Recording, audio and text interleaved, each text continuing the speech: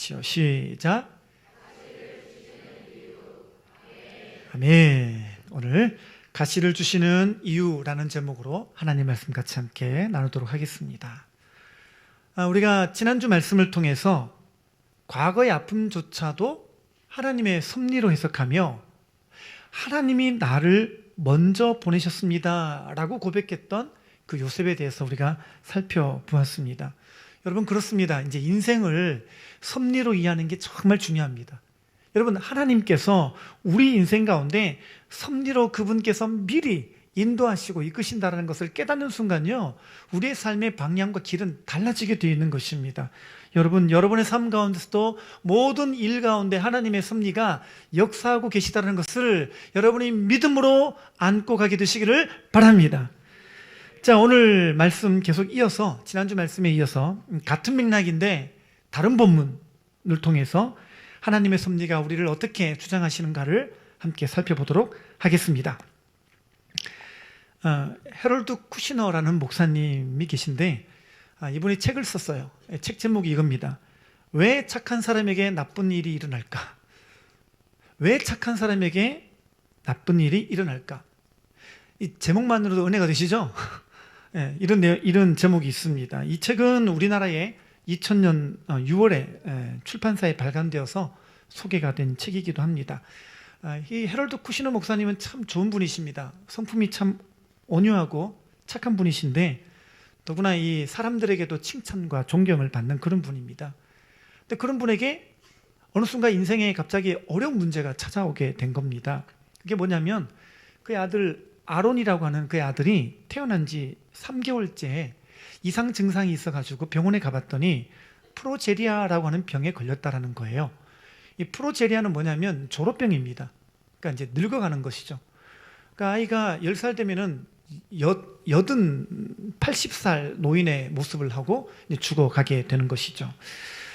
여러분, 생각해 보십시오. 이 사랑하는 아이에게 이런 일이 생겼다라는 사실만으로도 가슴이 찢어질 듯 아픈데, 여러분, 이렇게 아들이 하루하루 죽어가는 그런 모습을 지켜봐야 되는 이 부모의 마음, 얼마나 견디기 어려웠겠습니까? 아마 힘들었을 거예요.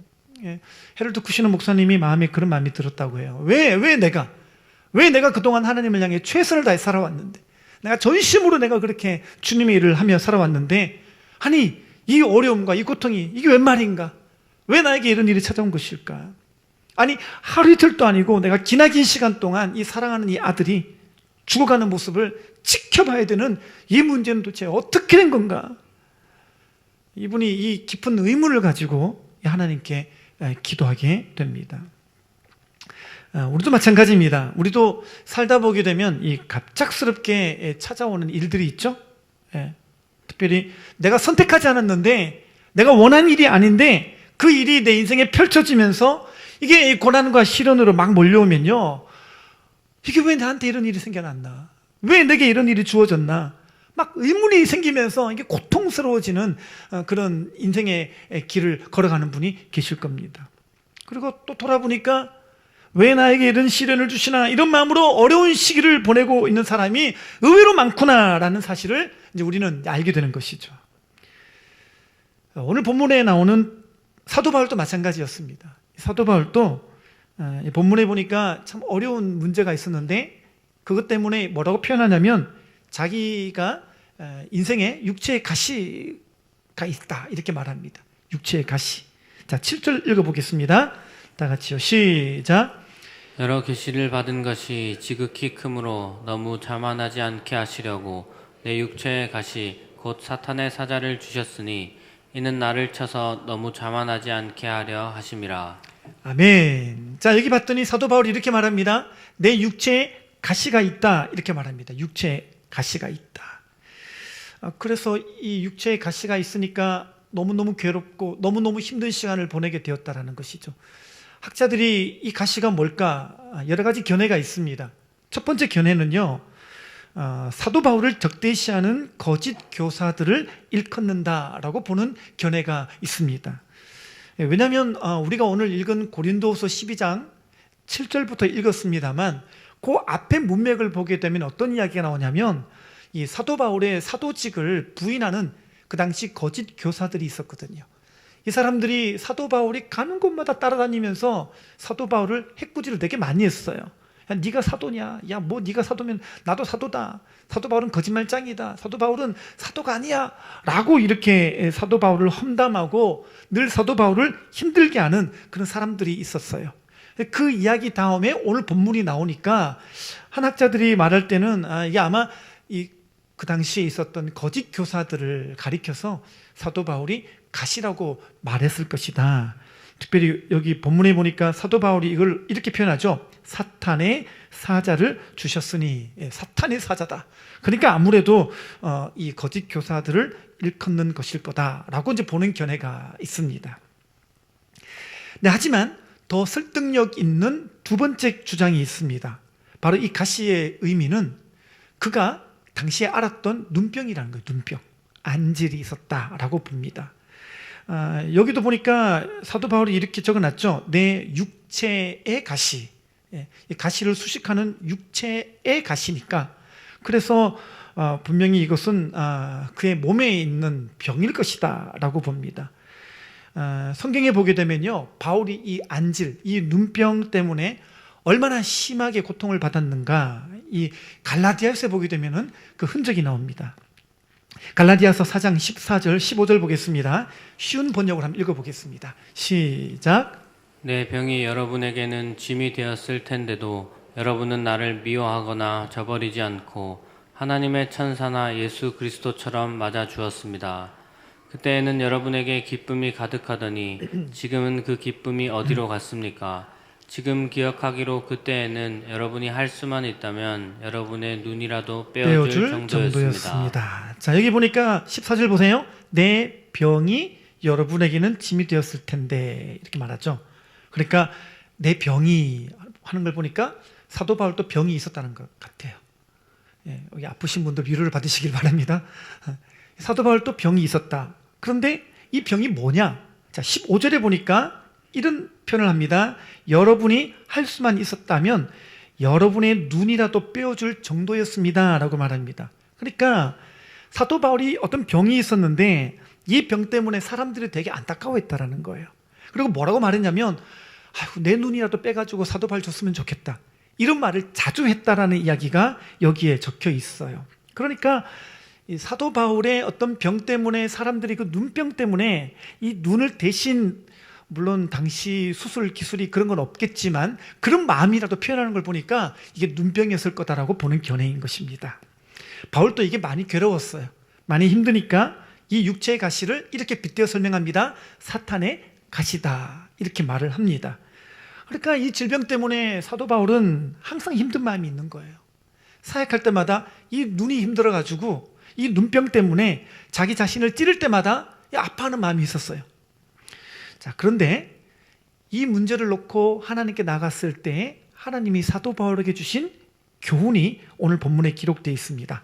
그래서 오늘은요, 오늘 말씀을 통해서 사도 바울이 그렇게 힘들고 고통스러웠던 이 육체의 가시를 통해서 그가 깨달은 게 무엇인지를 함께 살펴보도록 하겠습니다.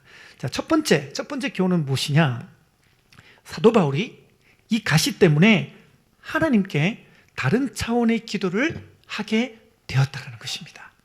자, 8절 말씀 읽어보겠습니다. 시작. 이것이 내게서 떠나가게 하기 위하여 내가 3번 주께 간구하였더니. 아멘. 자, 여기 봤더니 우리가 좀 주목해서 봐야 될 표현이 이겁니다. 내가 3번 주께 간구했더니 라고 했어요.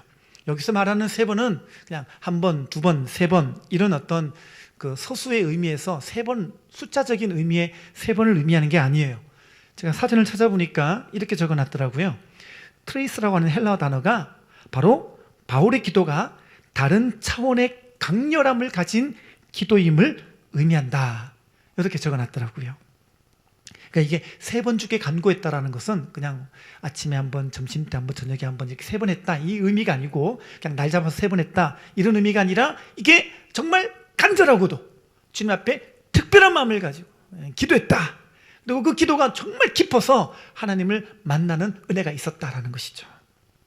이 3, 그래서 3번이라는 표현을 쓰는데 이 성경에는 3이라는 숫자가 가진 특별한 의미가 있습니다. 3은 성경에서 완전수를 의미합니다. 그래서 3이라는 단어는 하나님한테 많이 써요. 여러분, 하나님이 몇 분이시죠? 오늘 이분은 역시나 좀 잠잠하신 분이 많으신데 잠잠하게 주를 보리라 찬양하다 보니까 여러분 오늘 잠잠하지 마시고 아멘 크게 하시기 바랍니다. 갑자기 제가 지금 자, 하나님 몇 분이시죠? 세 분이신데 그분은 몇 분이시죠? 하나이셔요. 하나인데 그분이 윗격이 몇 개시죠? 세 개셔요. 그죠? 세 개인데 한 분이신 분. 헷갈리시는 분은 생명의 삶을 들으시기를 바랍니다. 설명해 드리겠습니다. 그래서 우리가 하나님은 이제 삼위일체다라고 말합니다. 세 분이신 하나님이 한 분으로 계시는 분이셔요. 자, 그래서 하나님도 세 분으로 계시고, 그래서 하나님께 드리는 예배도 봤더니 3년 된 암소와 3년 된 암염소와 3년 된 수양을 잡으라 이렇게 말하고 있습니다. 그리고 이제 그 완전하신 분에게 나가기 위해서 성경에는요, 그 하나님께 나가는 기도를 3번 기도했다라는 표현들이 되게 많이 나와요. 예를 들어서 다니엘도 몇 번 기도했죠? 3번 기도했습니다. 엘리야도 몇 번 기도했죠? 3번 엎드려 기도했다. 제가 물을 때 오늘은 답이 다 3이에요, 그냥. 자, 예수님이 십자가를 앞두고 겟세마네에서 몇 번 기도했죠? 정답이 다 나와 있습니다. 3번 기도했죠, 그죠? 자, 이렇게 성경에서는 3번 기도했다라는 수가 이게 완전수를 사용함으로 말미암아 이 기도가 일반적이거나 평소와 같은 기도가 아니었다라는 것을 알려주는 거예요. 그리고 오늘 또 본문에 보니까 바울이 이 가시를 놓고 기도할 때 몇 번 기도했다고요? 3번 기도했죠. 그러니까 이게 어떤 의미겠어요?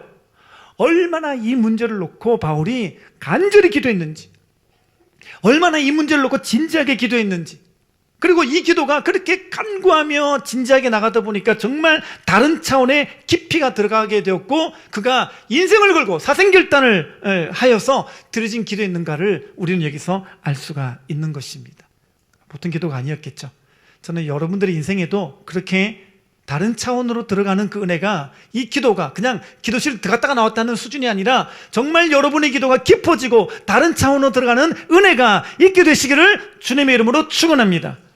그러니까 예수님도 3번 기도했잖아요. 근데 그냥 한 번, 두 번, 세 번 하고 많은 기도가 아니라 이 기도 가운데 어떤 일이 경험되어집니까? 그죠? 땀방울이 핏방울이 됐다라고 말했잖아요. 얼마나 간절하게 기도했는지 몰라요. 여러분, 하나님께서는 그렇게 우리의 기도를 이끌어 가실 때가 있어요. 그렇게 우리의 기도가 다른 차원의 기도가 되게 하실 때가 있습니다. 그게 지금일 줄 믿습니다. 우리의 영적인 기본값이 커져가고 여러분 영적인 지경이 더 넓어지는 그 은혜의 시점 속에 이 기도가 여러분의 삶에도 주어지게 되시기를 바랍니다. 자, 그러면 하나님께서는 왜 이렇게 깊은 기도의 자리로 이렇게 인도해 나가시는 걸까요? 자, 중요한 건요, 하나님께서는 우리에게 고난을 허락하실 때 이 고난을 통해서 반드시 기도의 자리를 거치게 하신다라는 거예요. 이 기도를 통과하게 하시는 거예요. 자, 그래서 야고보서 5장 13절 같이 읽어보겠습니다. 시작. 너희 중에 고난 당하는 자가 있느냐? 저는 기도할 것이요. 아멘. 자, 여기 봤더니 주님께서 명시하셨어요. 고난 당할 때 뭐 하라고요? 기도하는 거예요.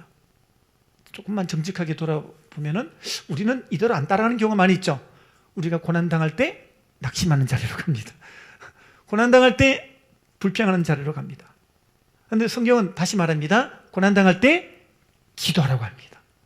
그래서 여러분, 이 고난과 연결된 자리가 뭐냐? 기도의 자리가 돼야 돼요. 할렐루야. 여러분, 고난 당할 때 그게 이유를 알 수 없지만, 원인을 알 수 없지만, 왜 그런지는 모르겠지만, 여러분, 그 자리는 반드시 우리가 기도의 자리로 연결하여 끌고 가야 될 줄 믿습니다. 그러니까 하나님께서 계획하고 계신 일이 있어요. 하나님께서 여러분의 섭리로, 여러분의 인생을 섭리로 인도하는 게 있는데, 여러분, 이거는 언제 진전되어지느냐? 반드시 기도의 자리를 통해서 진전이 있는 거예요. 하나님의 계획과 하나님의 섭리, 여러분의 인생을 향한 그 계획은요, 반드시 기도의 자리를 통과할 때 그 고비가 넘어가지는 거예요. 이뿐만 아니라 여러분이 기도할 때 하나님께서 여러분을 향한 모든 계획이 그때 완성되어지고 그때 맺어지게 되는 줄 믿습니다. 그러니까 반드시 기도해야 돼요. 반드시 기도하는 자를 통해서 여러분이 하나님의 그 완성을 보게 되시기를 바랍니다. 그러니까 여러분, 고난당할 때는요, 고난당할 때 기도하지 않으면 어떤 일이 벌어지냐? 고난은 고난대로 다 당하는데 아무 일이 안 일어나요. 고난은 반드시 고난을 통해서 기도하는 자리로 가야 되는데 주님이 기도하게 하시는 건데 기도 안 한단 말이에요. 왜요? 고난 당하니까 마음이 상해요. 고난 당하니까 마음이 힘든 거예요. 원망이 나오다 보니까 기도가 안 되는 거예요. 근데 하나님은 반드시 고난 당할 때에 기도하는 자리를 통해서 우리가 그 문제 고비를 넘어가면 반드시 하나님의 섭리와 하나님의 역사를 만나게 하실 줄 믿습니다. 여러분 꼭 기억하십시오. 그래서 고난 가운데 있는데, 어려움 가운데 있는데 도무지 기도실이 안 내려가지는 분들, 오늘 깨달으시고 여러분이 기도의 자리로 갈 수 있게 되시기를 바랍니다. 진짜요. 그래서 기도 안 하면 고난은 고난대로 받아요. 아무 일이 일어나지 않아요. 성경 보실까요? 자, 성경 보면은 창세기 15장 13절입니다. 시작. 여호와께서 아브라함에게 이르시되 너는 정령이 알라 내 자손이 이방에서 객이 되어 그들을 섬기겠고 그들은 400년 동안 내 자손을 괴롭게 하리니. 아멘. 자, 여기 보니까 하나님께서 이스라엘 자손이 낯선 땅에, 애굽 땅이죠. 거기서 살면서 몇 년 동안 괴로움 받고 연단받는다 그랬죠? 400년 적어놨죠. 그죠? 자, 그런데 실제로 보게 되면 400년이 아니에요. 성경에 보겠습니다. 몇 년이었는가? 출애굽기 12장 40에서 41절 보겠습니다. 시작. 이스라엘 자손이 애굽에 거주한 지 430년이라 430년이 끝나는 그날에 여호와의 군대가 다 애굽 땅에서 나왔은즉. 그랬습니다. 자, 여기 보니까 몇 년이에요? 430년이에요. 아니, 하나님은 계산을 잘 못하시나요? 왜 30년이 추가됐을까요? 이 30년은 왜 또 추가된 걸까요? 여러분, 이게 뭘 의미하는 거냐면요, 이 30년은요 하나님께서 잘못하신 게 아니라 이 30년이야말로 진짜 이스라엘 백성 안에 진짜 기도가 나올 수밖에 없었던 고통과 고난의 시간이었던 거예요. 이게 무슨 말이냐면, 자, 하나님께서 이스라엘 백성들을 애굽에서 건져내실 계획을 갖고 계셨어요. 그 일이 있어요. 근데 동시에 이스라엘 백성들이 애굽에서 떠나 가나안으로 가게 해달라고 기도할 때까지 기다린 게 30년인 거예요. 기도를 안 한 거예요. 그러니까 이스라엘 백성들이 400년 동안 고난받으면서 그냥 기도를 안 하는 거예요. 그냥 아프면 아프다고 그냥 불평만 하고 원망만 하고 운명론에 갇혀가지고 내 인생은 이럴 수밖에 없다라고 노예의식에 갇혀가지고 아무것도 안 하고 있는데 하나님께서 30년 동안 또 기다리시는데 그때야 진짜 기도가 나온 거예요. 성경에 볼까요? 성경에 있습니다. 출애굽기 3장 7절부터 9절 보겠습니다. 시작. 여호와께서 이르시되 내가 애굽에 있는 내 백성의 고통을 분명히 보고 그들이 그들의 감독자로 말미암아 부르짖음을 듣고 그 근심을 알고 내가 내려가서 그들을 애굽인의 손에서 건져내고 그들을 그 땅에서 인도하여 아름답고 광대한 땅 젖과 꿀이 흐르는 땅 곧 가나안 족속 헷 족속 아모리 족속 브리스 족속 히위 족속 여부스 족속의 지방에 데려가려 하노라. 이제 가라. 이스라엘의 자손의 부르짖음이 내게 달하고 애굽 사람이 그들을 괴롭히는 학대도 내가 보았으니. 아멘. 여기 보니까 여호와께서 어떻게 해요? 부르짖음을 듣고 그 다음 9절에 봤더니 부르짖음이 내게 달하고 그랬죠. 이게 중요한 이야기예요. 여러분, 지금 보니까 하나님께서 이스라엘 백성들의 부르짖음을 듣고 애굽의 손에 건져내고 라고 적었죠. 부르짖음이 내게 달하고 가나안으로 데려간다 그랬어요. 그러니까 이스라엘 백성들의 기도를 듣고 기도가 완성된 후에 어떻게 해요? 가나안으로 옮기는 일을 시작하신 거예요. 그러니까 이걸 통해 뭘 할 수가 있냐면요, 하나님이 계획하셨을지라도 하나님이 계획이 있어도 우리가 기도하지 않으면요 하나님은 일하지 않으시는 거예요. 기다리시는 거예요. 그러니까 이 30년은 뭐냐? 하나님 입장에서는요 기도하기를 기다리신 30년이에요.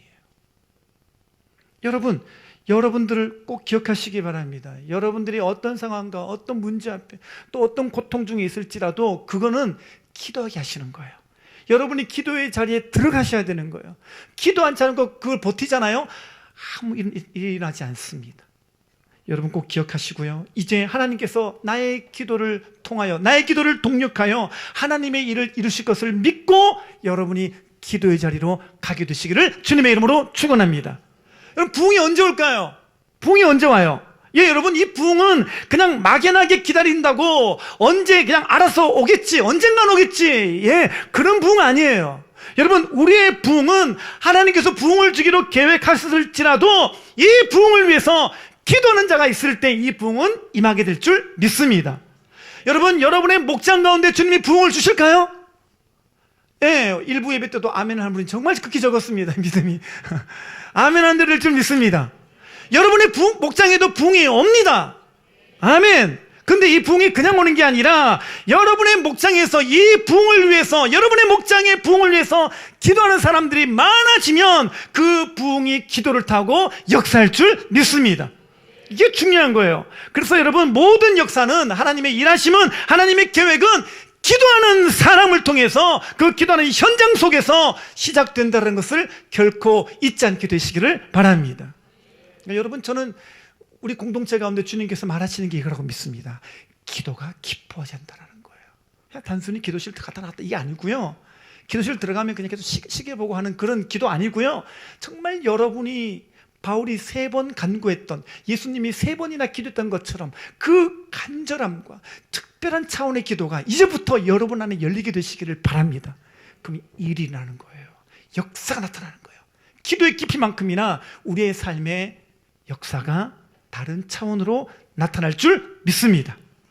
이제 여러분, 기도의 응답을 가져오는 일에 여러분 모두가 기도로 동참하는 삶을 살아가게 되시기를 바랍니다. 예, 두 번째 교훈입니다. 두 번째는요, 가시를 통해서 사도 바울이 자기가 더 겸손하게 되었다라고 말합니다. 가시는 나를 겸손하게 만들었다라고 얘기합니다. 자, 7절 보겠습니다. 다 같이요. 시작. 여러 계시를 받은 것이 지극히 크므로 너무 자만하지 않게 하시려고 내 육체의 가시 곧 사탄의 사자를 주셨으니 이는 나를 쳐서 너무 자만하지 않게 하려 하심이라. 아멘. 자, 여기 봤더니 두 번째로 하나님이 바울에게 가시를 준 이유는 뭐냐? 자만하지 않게 하시려고 이렇게 말합니다. 여러분, 하나님은요, 바울을 정말 사랑하셨어요. 바울을 정말 사랑했거든요. 그리고 바울의 인생이 더 귀하고 복되게 쓰임받기를 주님은 정말 원하셨어요. 그래서 그로 하여금 교만하지 않고 겸손하게 끝까지 쓰임받는 그릇 되게 하려고 이 가시를 허락했다라는 거예요. 여러분, 우리도요, 신앙생활에서 우리의 문제를 푸는 의외 중요한 키가 겸손인 걸 아십니까? 겸손이에요. 겸손을 대입해 보면은요, 왜 내 인생에 이런 일이, 왜 나에게 일을 주셨는가가 많이 풀려요. 왜냐하면 여러분, 만약에 우리가 교만하잖아요. 교만하면 하나님이 사용하실 수 없는 자리로 가는 거예요. 여러분, 교만하면요, 하나님의 사람으로 살아갈 수가 없어요. 그래서 아무리 좋은 차라도 브레이크가 고장나면 그 차를 사용할 수가 없잖아요. 마찬가지예요. 인간 속에 교만이 들어오면요, 하나님은 그를 사용하실 수가 없는 거예요. 여러분, 그래서 하나님이 안 쓰는 게 아니라 하나님이 못 쓰는 사람이 되는 거예요. 잠언 18장 12절 보겠습니다. 다 같이 시작. 사람의 마음의 교만은 멸망의 선봉이요 겸손은 존귀의 앞잡이이니라. 여기 봤더니 사람의 마음의 교만을 뭐라고 말합니까? 멸망의 선봉 그럽니다. 예. 그래서 멸망이라는 단어가 히브리어 단어로 산산이 부서뜨려지는, 그냥 파괴되다, 이런 의미를 말하고 있습니다. 그러니까 교만은요, 우리가 방치하게 되면은 우리 인생이 그냥 산산이 부서지는 거예요. 자, 또 하나 읽어보겠습니다. 신명기 8장 14절입니다. 시작. 내 마음이 교만하여 내 하나님 여호와를 잊어버릴까 염려하노라. 네, 여기 봤더니 하나님이 염려하는 게 있대요. 여러분, 하나님이 염려가 있을까요? 염려하는 게 있대요. 여기 봤더니 하나님이 고민하는 게 있대요. 그게 뭡니까? 우리의 마음이 교만해지는 거예요. 우리 마음이 교만해지는 거예요. 왜요? 이 교만 때문에 우리가 멸망의 선봉이 되니까. 이 교만 때문에 우리 인생이 산산조각처럼 부서지니까. 이 교만 때문에 우리 인생이 망가뜨려지니까. 여러분, 그래서 신앙에서 교만은요, 하나님이 우리를 쓰실 수 없게 만드는 아주 결정적인 요건이 됩니다. 이 교만 때문에 인생이 망하는 사람 되게 많아요. 교만 때문에 하나님과 원수되는 자리에 서 있는 사람이 그렇게 많은 거예요. 제가 말씀을 준비한 가만히 생각해 보니까 정말 그런 것 같아요. 이 바울이야말로 교만하려면 정말 교만하기 쉬운 사람이 바울이겠다, 이런 생각이 듭니다. 예를 들어 볼까요? 여러분, 바울이 신약 성경을 지었는데 신약 성경이 총 27권이죠. 오늘 처음 들었다라고 하는 표정으로 바라보시면 곤란합니다.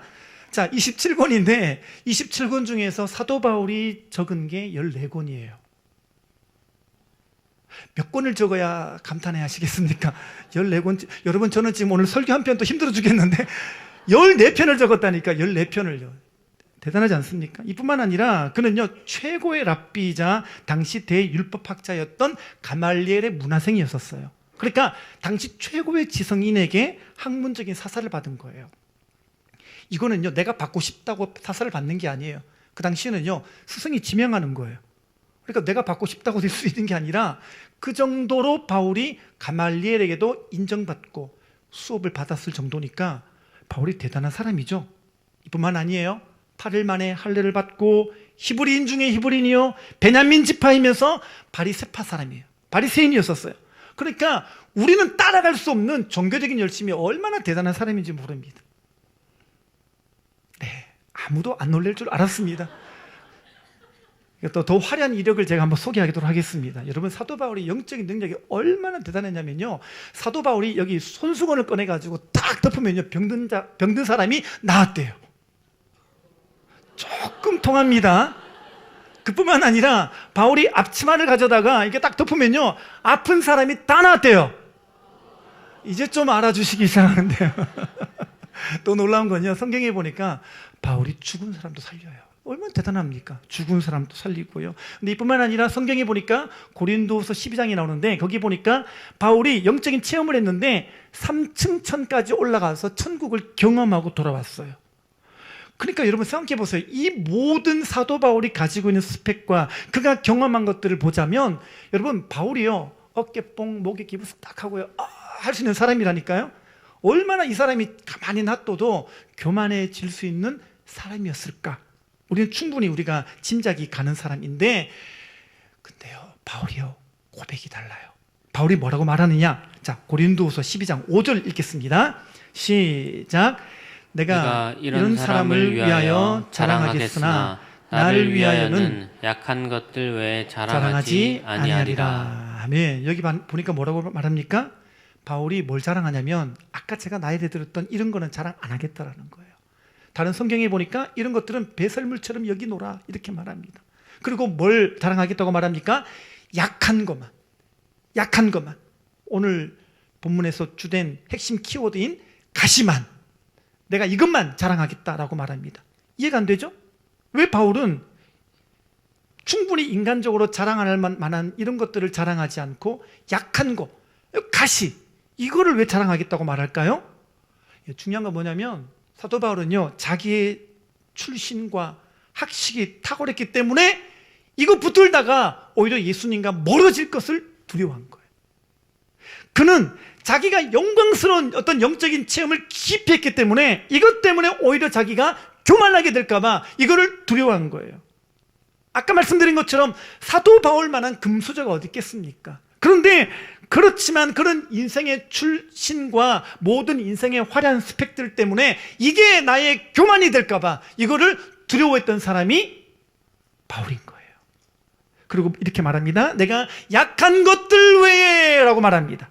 내가 약한 것만, 내가 이 약한 내 가시만 자랑하겠다라고 말합니다. 왜요? 그렇죠? 바울이 분명하게 알고 있는 것 중에 하나는 뭐냐면 내가 교만하면 망한다는 거예요.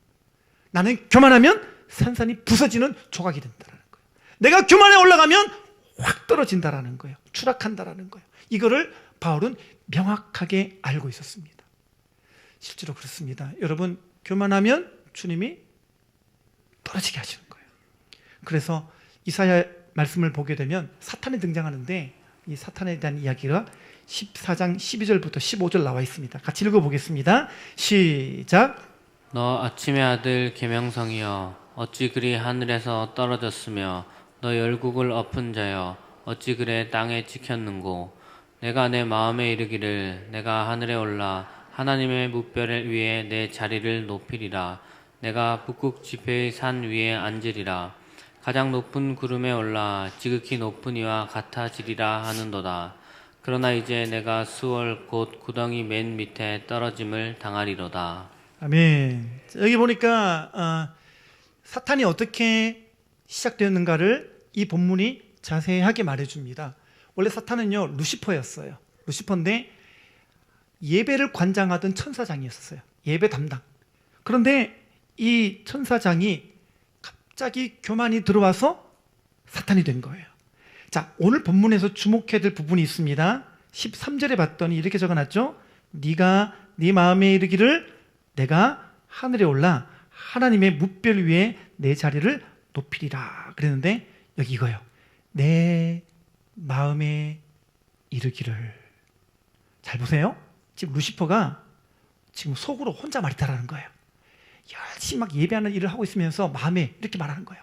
마음에 내가 자리를 높이리라 이렇게 말하는 거예요. 마음에. 여러분 중요한 건 뭐냐면요. 지금 잘못된 행동을 하고 있고 거만한 태도로 사람에게 상처를 주고 거두름 피우면서 자화자찬하면서 그렇게 한 게 아니라 마음에 이 교만이 딱 들어왔다는 얘기예요. 여러분 되게 중요합니다. 우리도요 교만은요 내가 모른 새에 들어온다는 거예요. 여러분 거룩한 예배의 자리에 앉아 있으면서 내 마음이 교만할 수 있는 거예요. 여러분이 가장 깊은 기도의 골방에서 기도하면서도요 내 마음 안에 교만이 들어올 수 있어요. 가장 먼 여러분 그 사역지로 나가서 그렇게 영혼을 위해서 나가고 있는 그 가운데서도 내 마음에 교만이 들어올 수가 있다는 거예요. 근데 문제는 뭐냐면 이 교만이 깨닫기가 어렵다라는 거예요. 그래서 이 교만이 들어와 있다가 어느 순간인가 틈을 찾는 순간 그 틈으로 해서 여러 가지 방향으로 교만이 확 드러나게 돼 있는 거예요. 그러니까 말씀을 통해서 이 내 마음을 진단하고 내 마음을 분별하는 게 얼마나 중요한지 몰라요. 여러분 이 교만의 마음 중심에 뭐가 있을까요? 말씀을 통해 세부적으로 살펴보겠습니다. 13절 보겠습니다. 다 같이요. 시작. 내가 내 마음에 이르기를 내가 하늘에 올라 하나님의 뭇별 위에 내 자리를 높이리라.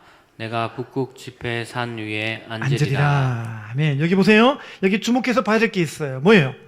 내가 적어놨죠. 내가 내 마음에 이르기를 내가 하늘에 올라 내 자리를 높이리라. 내가 북극 지폐 산 위에 앉으리라 이거예요.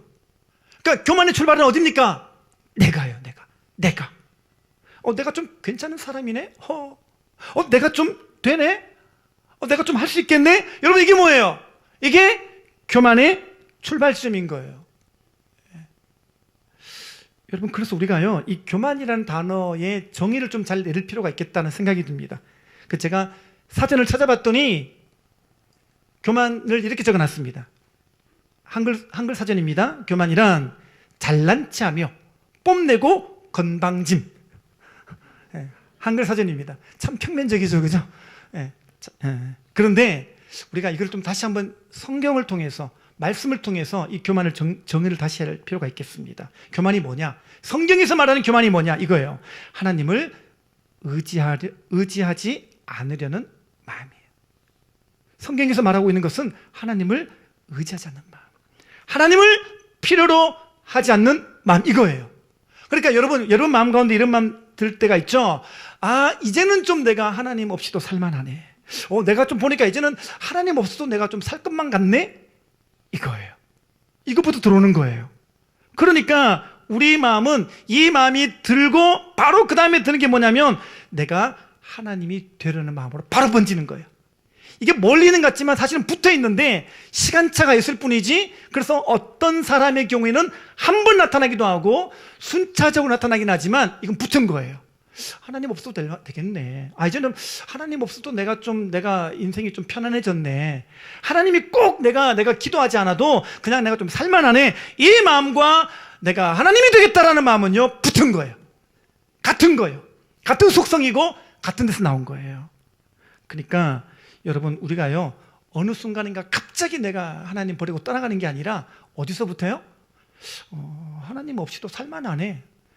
기도 안 해도 괜찮네. 큐티 안 해도 뭐 오늘 살만 하네. 이 마음부터 들어오는 거예요. 이 마음부터 교만이 시작되고요. 그리고 하나님이 필요로 하지 않게 되고, 하나님을 의지하지 않게 되고, 그리고 하나님 없이도 살아가게 되는 거죠. 여러분, 그러니까 하나님께서 바울에게 주신 게 뭐냐?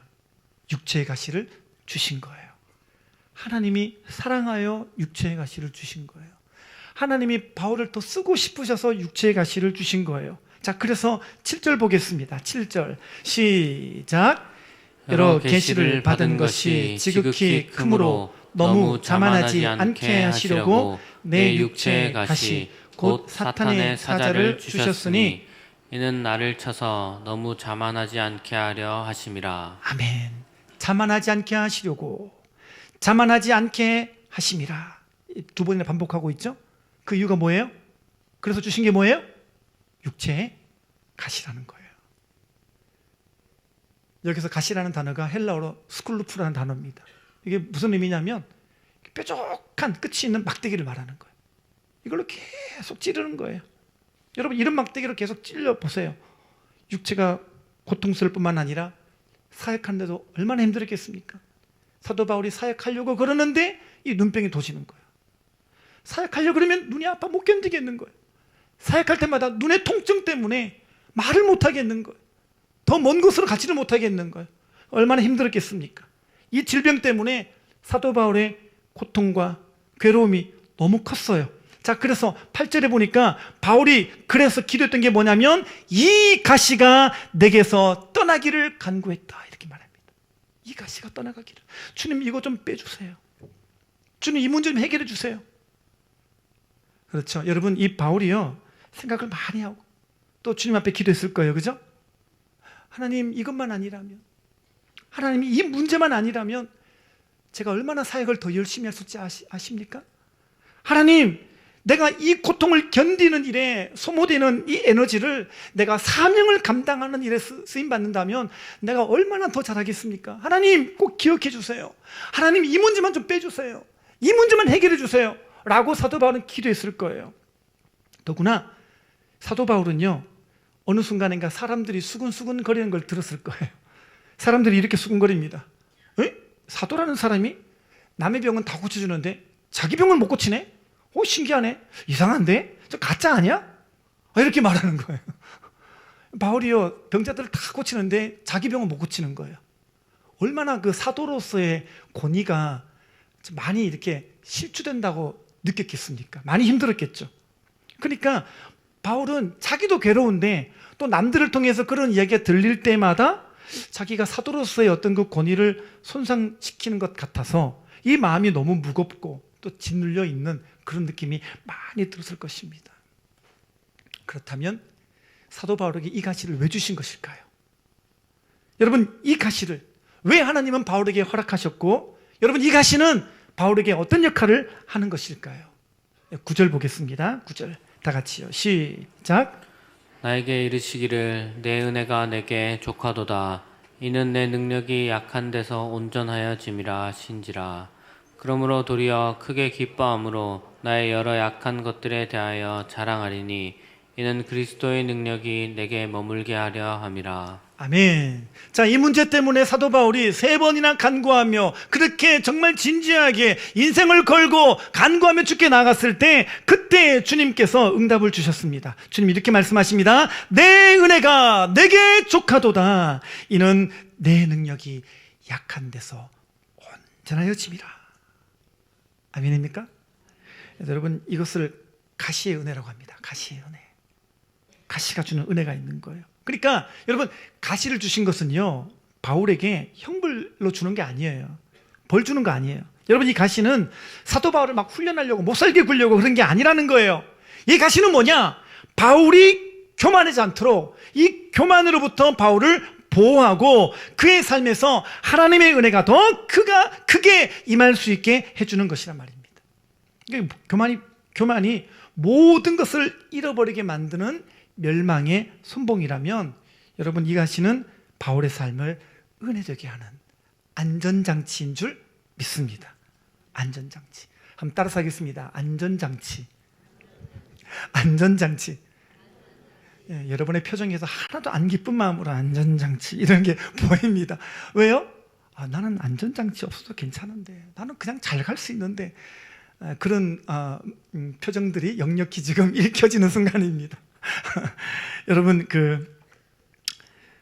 한 선교사님이요, 아프리카를 가서 어느 마을에 방문하게 되었는데, 그 마을 입구에 초입에 보니까 강이 흐르는 거예요. 다리가 없잖아요. 다리가 없으니까 사람들이 어떻게 하는가 봤더니 그냥 물속으로 들어가는 거예요.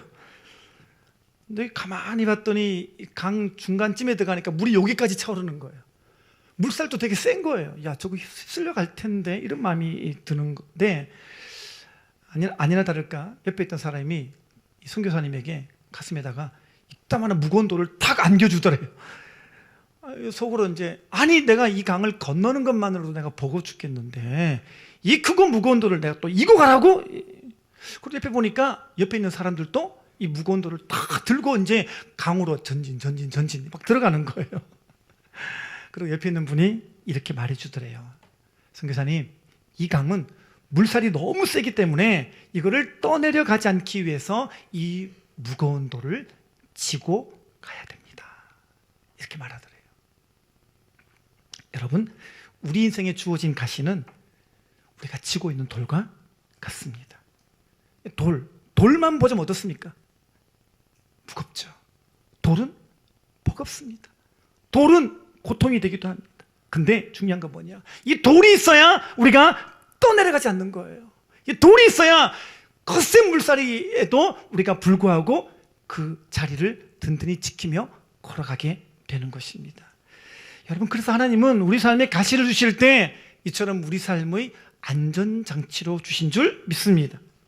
그래서 뭐가 믿음이냐? 이 가시를 은혜로 받아들이고 이 무거운 짐 같은 돌을 은혜로 여겨 끌어안을 때, 이것이 믿음이 되는 줄 믿습니다. 오늘 여러분 삶 가운데 어떤 가시가 있습니까? 한번 떠올려 보시기 바랍니다. 그게 사람이든 문제든 경제적인 것이든 어떤 종류든 여러분에게 가시가 되고 있는 것을 한번 떠올려 보시기를 바랍니다. 그리고 나는 그것을 어떻게 여겼던가? 그것 때문에 힘들어서 항상 주님께 나갈 때마다 가시 문제 때문에 걸려서 못 나가는 거예요. 하나님은 내가 다른 차원의 삶으로 가기를 원하는데 나는 다른 차원은커녕 이 가시 문제가 걸리니까 다른 차원으로 못 가겠는 거예요. 그래서 못 가고 있던 여러분들, 아니 가고 안 가고의 문제를 떠나서 이 가시 때문에 늘 하나님을 향해서 불신이 있는 거예요. 남들은 다 잘 되게 하면서 나는 이 문제 때문에 걸려서 못 가게 하는 하나님. 우리 마음속에 이 강이 있는 거예요. 못 건너겠는 거예요. 근데 오늘 이 말씀을 통해서 여러분 안에 있는 불신의 마음들, 원망의 마음들이 그 어떤 견관진처럼 켜켜이 쌓여져 있다 하더라도 오늘 말씀으로 그 모든 것들이 다 무너지는 역사가 있게 되시기를 바랍니다. 오늘 말씀을 여러분 다시 한번 마음속에 담아내시면, 이것을 믿음으로 담아내시면 정말 다른 차원의 믿음이 여러분 삶 가운데 시작될 줄 믿습니다. 안전장치 떠올리십시오. 이게 없으면 나는 무너지는 거예요. 이것 때문에 내가 오늘까지 살아온 것일 수도 있어요. 이것이 있었기 때문에 오늘 이 자리에 내가 있는 것일 수 있어요. 그래도 안전장치는 필요 없는 것 같은데요. 하나님, 내 안전장치는 너무 힘들어요. 그런 분이 계신 것 같은데, 여러분, 이 정채봉이라고 하는 동화 작가가 있습니다. 이제 이분이 쓴 동화 중에서 유명한 것 중에 이게 있습니다. 제목이 이거예요. 콧뚜레가 일을 한다. 콧뚜레가 일을 한다. 이게 동화 내용이 이런 이야기입니다. 어미소가 송아지를 2마리를 낳았어요. 근데 2마리를 낳았는데 이제 송아지를 낳으면 보통 콧뚜레를 뚫잖아요. 송아지 보면 이렇게 코에다가 뚫잖아요. 그래가지고 거기에 줄 묶어가지고 이렇게 하는데 어미소가 낳은 그 송아지 중에서 이 마지 송아지가 농부한테 이렇게 얘기를 하는 거예요. 제발 저에게는 콧뚜레를 하지 말아주세요. 제발 저는 콧뚜레가 싫어요. 이러는 거예요. 그러니까 농부가 이제 그러는 거예요. 너 콧뚜레 안 하면 망아지가 되고 말 텐데, 이렇게 말합니다. 그러니까 이 마지 송아지가 얘기하는 거예요. 아닙니다, 주인님. 두고 보세요. 콧뚜레를 안 하면 제가 곱절이나 일을 더 잘할 거예요. 한번 봐주세요. 제가 얼마나 일을 잘하는지. 콧뚜레가 없으면 더 자유롭게 더 많은 일을 할 수 있다는 것을 제가 주인님에게 증명해 보이겠습니다. 그래서 하는 수 없이 농부가 이 맛송아지는 콧뚜레를 안 하고 막내 송아지한테만 콧뚜레 했다라는 거예요. 어떻게 됐을까요? 어떻게 됐을까요? 예.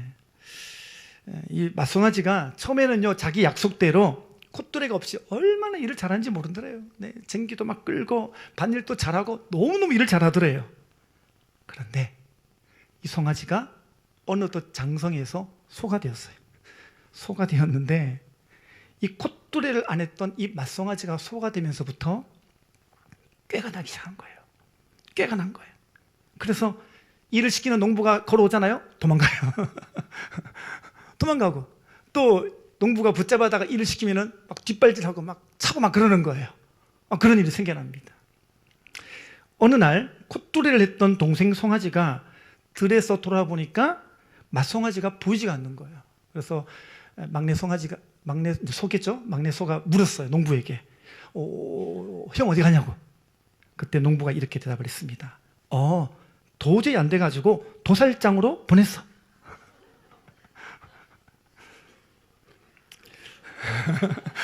너무 허무하십니까? 되게 중요한 이야기가 있다고, 저는 중요한 교훈이 여기에 있다고 생각합니다.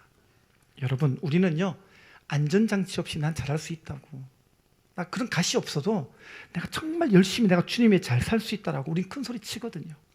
근데요 이걸 아셔야 됩니다. 우리 인생에 콧뚜레가 있을 때는요, 내 육체에 가시가 있을 때 이게 왜 필요하냐, 이게 왜 필요하냐면 이거 없으면 내가 망아지가 되는 거예요. 망아지가 되는 거예요. 여러분, 그래서 이 동화의 제목이 콧뚜레가 일을 한다입니다. 콧뚜레가 일을 한다. 여러분, 우리의 사명은 콧뚜레에서 나옵니다. 여러분, 우리의 강함도 콧뚜레에서 나오는 거예요. 여러분, 여러분이 보실 때 이건 정말 필요 없는 가시인데 왜 나에게 이 가시가 있나? 예, 이 가시 때문에 여러분이 사명자가 되는 거예요. 이 가시 때문에 여러분이 강할 수가 있다라는 거예요. 이 가시가 있어서 여러분이 이 자리에 있는 것이고, 이 가시로 인해서 여러분이 여기까지 올 수가 있었다는 것을 아셔야 되는 것입니다. 그래서 가시는 뭐냐? 내가 망아지가 되지 않도록 해주는 안전장치입니다. 그래서 내 삶에 지금은 허덕이는 가시지만, 지금은 너무 지기에 볶은 돌이지만, 너무나 아픈 그 콧뚜레지만 여러분, 이것을 받아들이는 것이 믿음인 줄 믿습니다. 여러분, 그래서 이 가시와 이 무거운 돌을, 이 콧뚜레를 받아들이고 끌어안을 때 어떤 일이 벌어질까요? 9절 말씀 보겠습니다. 9절 다 같이 시작. 나에게 이르시기를 내 은혜가 내게 족하도다. 이는 내 능력이 약한 데서 온전하여 짐이라 하신지라. 그러므로 도리어 크게 기뻐함으로 나의 여러 약한 것들에 대하여 자랑하리니 이는 그리스도의 능력이 내게 머물게 하려 함이라. 아멘.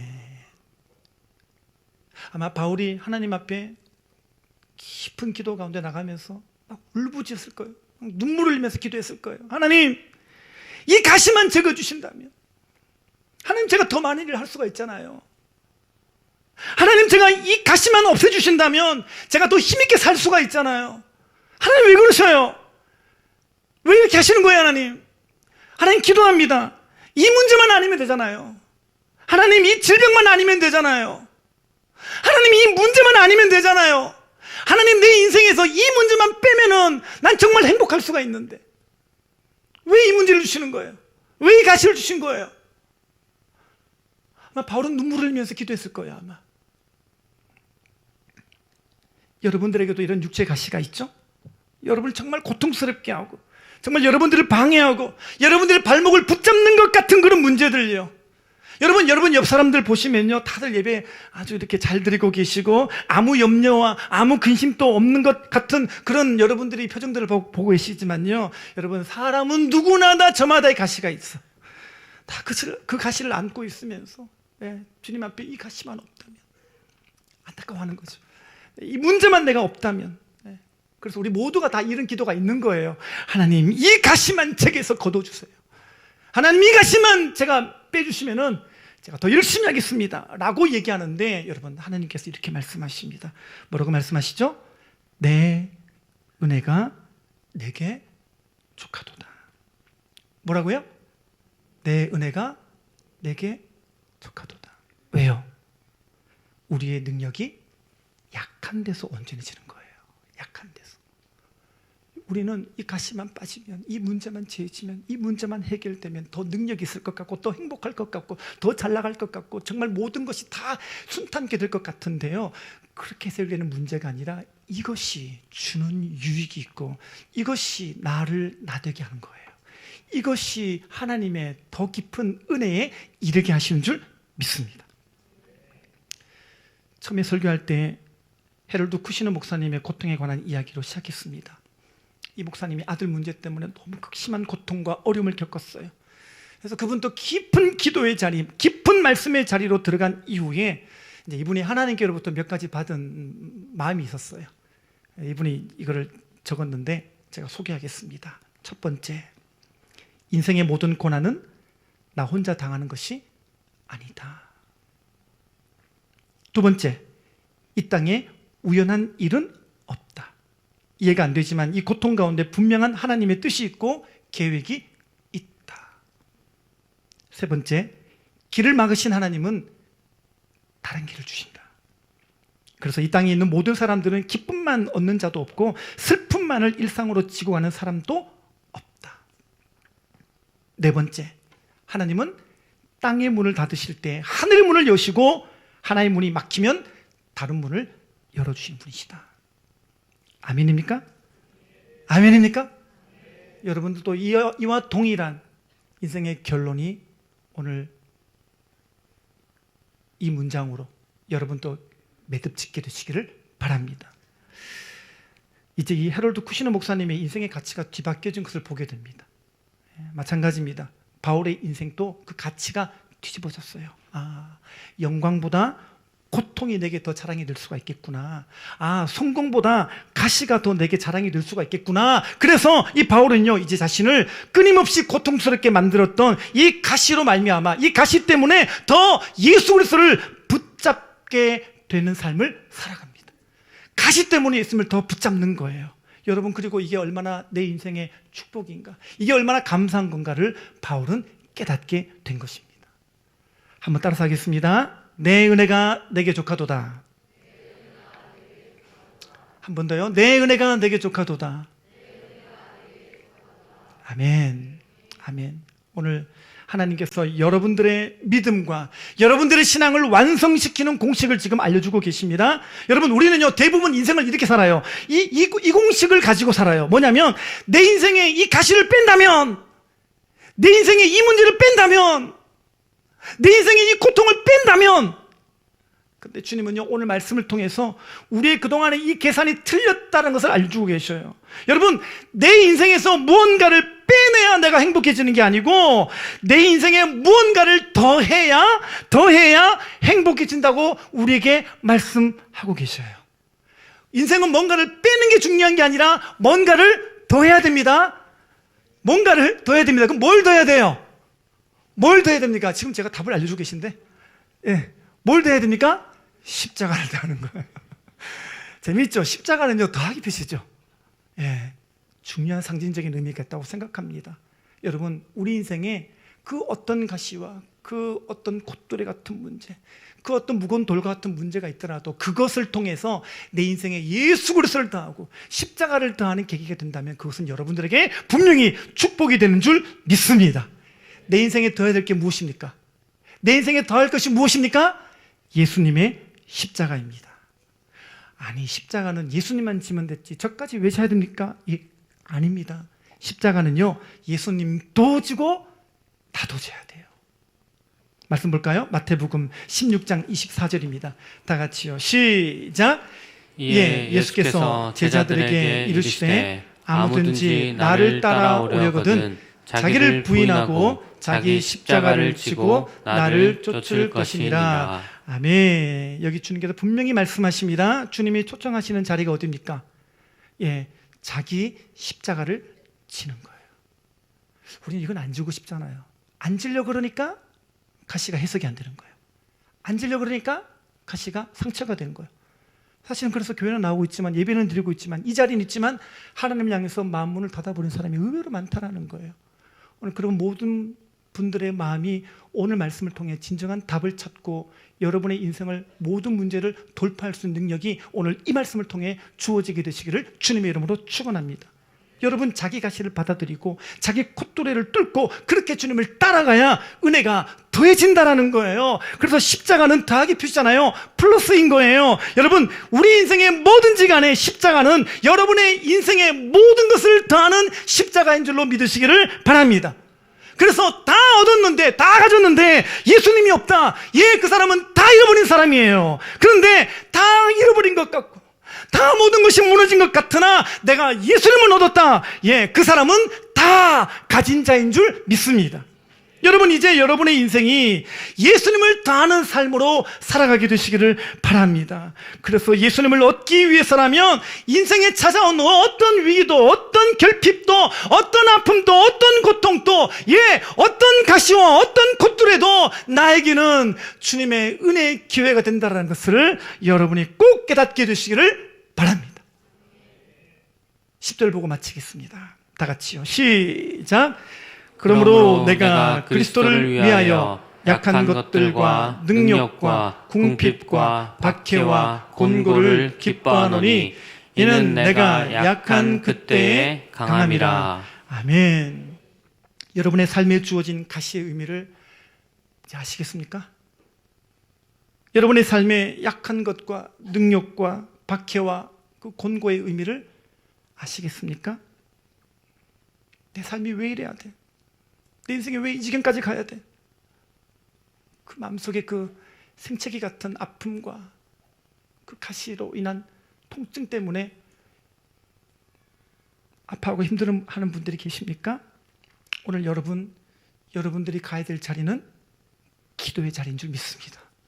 더 깊은 기도의 자리로 가시고 그것 때문에 원망하고 불평하고 과거의 자리로 세상의 자리로 되돌아가는 것이 아니라 다시 한번 겸손의 자리로 나아가며 십자가가 더해지는 은혜가 여러분의 삶 가운데 있게 되시기를 바랍니다. 지금 약함과 모욕과 궁핍과 곤경이 중요한 게 아니에요. 지금 여러분의 눈 앞에 있는 그 가시가 콧뚜레가 그 무거운 돌이 중요한 게 아니고 이걸로 인해서 예수 그리스도의 능력이 내게 머물게 하느냐 그렇지 않냐가 더 중요합니다. 여러분 분명히 믿으시기를 바랍니다. 이것 때문에 내가 더 기도할 수 있고 이것 때문에 더 겸손할 수 있고 이것 때문에 내가 예수 그리스도를 얻을 수 있다면 여러분들은 가장 복된 자예요.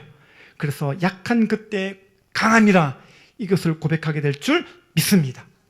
이제 여러분의 삶에서 예수님의 십자가를 더하는 인생을 살아가기로 결단하며 무엇보다 약할 그때 곧 강함이 되는 이 진리를 붙잡고 내 은혜가 내게 족하도다라고 하신 이 말씀을 믿음으로 붙잡고 승리하는 삶을 살아가는 복된 성도님 다 되시기를 주님의 이름으로 축원합니다. 기도하겠습니다.